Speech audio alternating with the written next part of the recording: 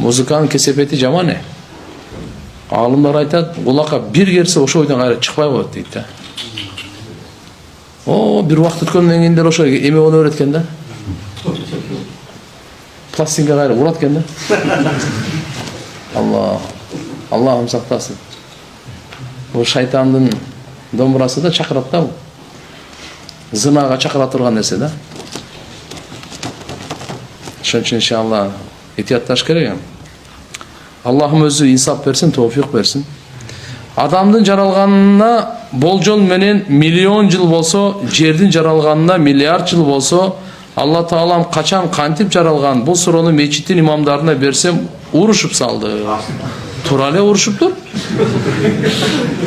Шайтанды уруп да койсо болмок экен. Мен сени уруп эле турам, шайтанды уруп атам деп.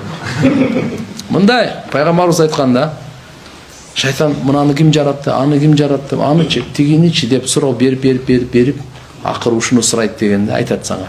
Бардыгын мейли Алла жаратыптыр го, Алланы ким жаратты деп пайгамбарыбыз айт, ошондо айт деген. Не деп?